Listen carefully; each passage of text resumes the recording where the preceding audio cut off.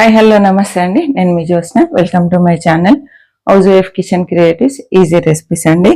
ఈరోజు కూడా simple easy రెసిపీతో మేము ముందుకు వచ్చాను. థంబ్నెయిల్ చూసే ఉంటారు. బీరకాయ కర్రీ చేయబోతున్నాం. పెసరపప్పుతో బీరకాయ కర్రీ అండి.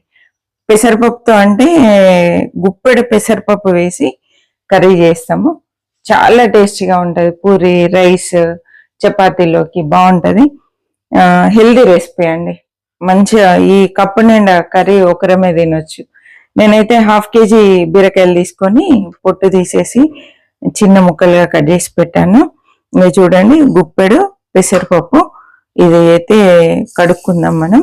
ఇది ముందుగా కడగద్దండి, మనం అన్ని రెడీ చేసిన తర్వాతనే కడిగి పెట్టుకోవాలి. ఎందుకు అంటే మెత్తగా అయిపోతుంది. మెత్తగా అయితే అస్సలు ఈ కర్రీ బాగుండదు.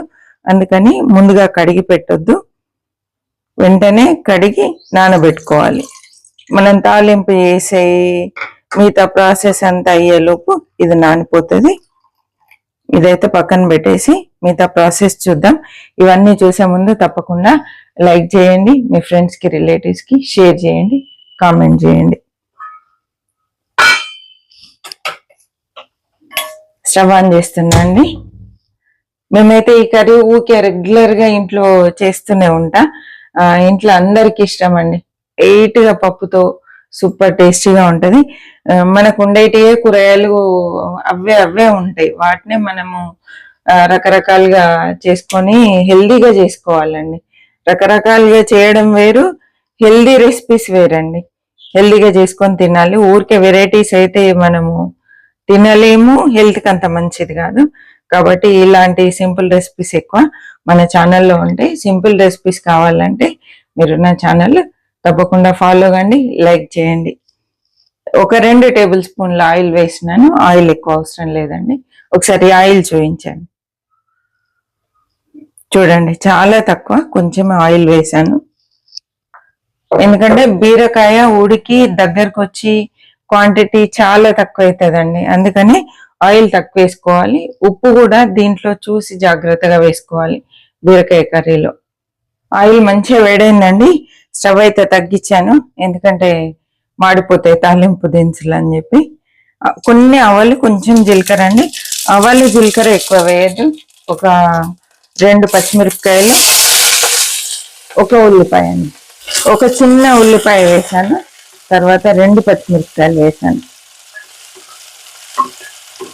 ఆవాలు మాడితే టేస్ట్ అస్సలు బాగుండదు. అందుకే ఆవాలు జీలకర్ర వేసిన వెంటనే ఇమ్మీడియట్ వేసాను.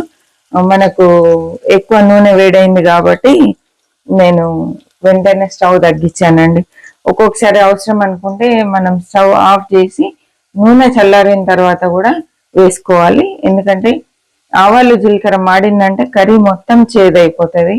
కాబట్టి ఈ చిన్న టిప్ గుర్తుపెట్టుకోవాలి. మనం ఆయిల్ ఎంత వేడైంది, ఎలా వేస్తున్నాం అనేది కూడా ఇంపార్టెంటే అండి కర్రీ చేసేటప్పుడు. ఇప్పుడైతే కొంచెము 1/2 టీ స్పూన్ అల్లం వెల్లుల్లి పేస్ట్, తర్వాత కొంచెం మెంతాకండి. మెంతి ఉంటే వేసుకోండి, లేదా కసూరి మెంతి అయినా వేయండి. అది కూడా లేదంటే స్కిప్ చేయండి. ఫ్రెష్ కరివేపాకు ఒక రెమ్మ వేస్తున్నా. ఇది పూర్తిగా పచ్చిమిర్చి కారంతో కూడా బాగుంటుంది. మీకు పచ్చిమిర్చి ఫ్లేవర్ ఎక్కువ ఇష్టం అనుకుంటే మాత్రం ఇంకాస్త పచ్చిమిర్చి వేసుకోవచ్చు అండి. అంటే 1/2 కేజీకి మామూలుగా మీరు ఎంత కారం అయితే తింటారో చూసి అంత పచ్చిమిర్చి వేసుకోవచ్చు. ఎందుకంటే ఒక్కొక్కసారి చాలా స్పైసీగా ఉంటాయి పచ్చిమిరపకాయలు. ఇవైతే మీడియం స్పైసీ ఉన్నాయి, అందుకే నేను 2 వేసాను. బాగా స్పైసీగా ఉన్నాయి అనుకోండి ఒకటే వేస్తాను. నేను ఎక్కువ కారము తినలేము కాబట్టి కొంచెం తగ్గించి వేస్తా. ఉప్పులు కారాలు మాత్రం మీరు తినేదాన్ని బట్టి అడ్జస్ట్ చేసి వేసుకోండి. ఇప్పుడు నేను ఇందులో పసుపు వేస్తున్నాను. మెంతాకు మంచి ఫ్లేవర్ వచ్చేంత వరకు వేపుకోవాలండి.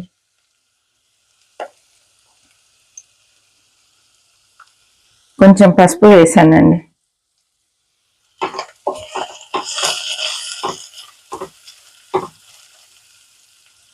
ఓకే, ఇప్పుడు ఇందులో మనం తరిగి పెట్టుకున్న బీరకాయలు వేసేద్దాం. నేనైతే ఇప్పుడు ఫ్లేమ్ సిమ్ లోనే ఉంచాను, ఇంకా హైలోకి మార్చాలా అండి. ఈ పాత్రలు కూడా చాలా మందంగా ఉండి వేడి ఎక్కువ ఉంటాయండి. ఇవి ట్రైప్లే గిన్నెలు ఇవన్నీ చాలా మందంగా ఉండి చాలా హీట్ ఉంటాయి. అందుకని తాలింపు వేసేటప్పుడు కొంచెం ఫ్లేమ్ మనం తగ్గిస్తూ పెంచుతూ మనము వంట చేసుకోవాలండి.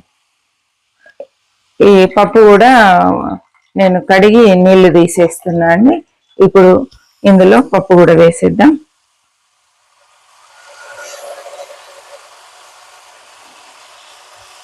అవే వంటలండి, ఉప్పులు వేసే టైము, కారం వేసే టైము, తర్వాత మనం వేసే పదార్థాలు ఏ టైంలో ఎప్పుడు వేయాలి అది కొంచెం చూసుకుంటే ఆ రుచి మారిపోతుందండి. ఎందుకు చెప్తున్నానంటే ఇదే బీరకాయ కూర నేను ప్లెయిన్ గా చేసినప్పుడు ఒక్కొక్కసారి ఉప్పు లాస్ట్ లో వేస్తా.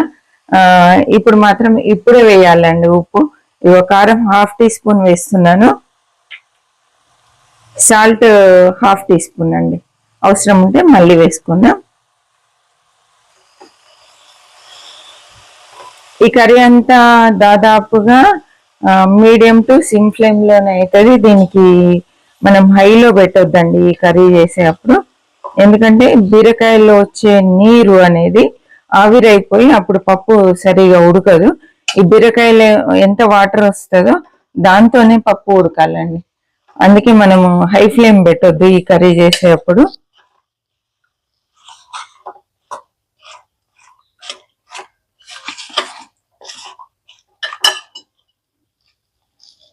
అంతా కలిపేశాను, మూత పెట్టేస్తున్నాను. కొంచెం ఫ్లేమ్ పెంచుతున్నా అండి, మీడియం ఫ్లేమ్ కి పెంచాను. మధ్య మధ్యలో కలుపుతూ చూద్దామండి. ఒకసారి చూద్దామండి.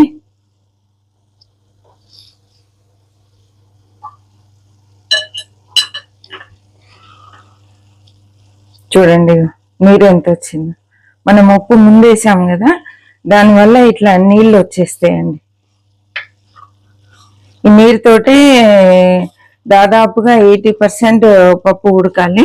కొంచెం పప్పులుగా ఉంటుందండి ఇది, అంటే పూర్తిగా మెత్తగా అవ్వదు. మెత్తగా కావాలంటే మాత్రం ఎక్కువసేపు ఉడికించుకోవాలి. బీరకాయ ఉడికేలోపు ఈ పప్పు మీడియంగా ఉడుకుతుంది, చాలా బాగుంటుందండి.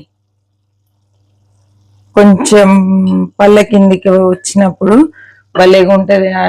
అలాగని చెప్పి పప్పు మనము ఎక్కువ వేస్తే మాత్రం బాగుండదు. పప్పు పిరికడే వేయాలి 1/2 కేజీ బీరకాయలకి. చూడండి నీరంతా వచ్చేసింది. ఇంకా పూర్తిగా స్టవ్ తగ్గిస్తున్నాను, నేను పూర్తిగా తగ్గించాను, సిమ్లో పెట్టాను. ఇప్పుడు ఇంకొక 5 మినిట్స్ అట్లా ఉడికితే సరిపోతుంది. ఏం లేండి, బీరకాయ ఉడికే వరకు ఉడికించుకోవాలి. ఇది ఉడికిన తర్వాత మళ్ళీ చూపిస్తాను నేను. చూడండి ఇక్కడ కర్రీ పర్ఫెక్ట్ గా రెడీ అయిపోయింది. చూసారా ఎంత కలర్ఫుల్ గా ఉంది. దీనికి కాంబినేషన్ గా టమాటా రసం అన్నా లేదంటే పచ్చి పులుసు అన్నా సూపర్ గా ఉంటుందండి. బెండకాయ పులుసు, సొరకాయ పులుసు, ఇలాగా పులుసు కర్రీస్ సూపర్ గా ఉంటది. ఆల్మోస్ట్ అయిపోయింది. ఇప్పుడు కొంచెము ధనియాల పొడి వేస్తున్నాను, కొంచెం కొత్తిమీర అండి.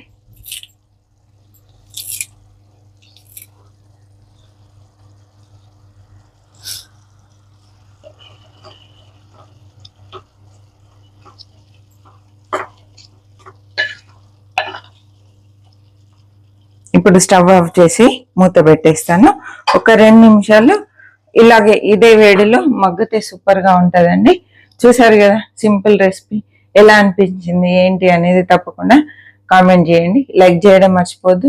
చూస్తున్న ప్రతి ఒక్కరు లైక్ చేయండి, మీ ఫ్రెండ్స్ కి రిలేటివ్స్ కి షేర్ చేయండి. కొత్తగా చూస్తున్న వాళ్ళు ప్రీవియస్ వీడియోస్ చూడండి, బాగున్నాయి నచ్చితే తప్పకుండా సబ్స్క్రైబ్ చేసి పక్కనే ఉన్న బెల్ ఐకాన్ ప్రెస్ చేసి అందులో ఆల్ అనే ఆప్షన్ సెలెక్ట్ చేయండి. అప్పుడు నేను పెట్టే ప్రతి వీడియో మీకు నోటిఫికేషన్ రూపంలో రావడం జరుగుతుందండి.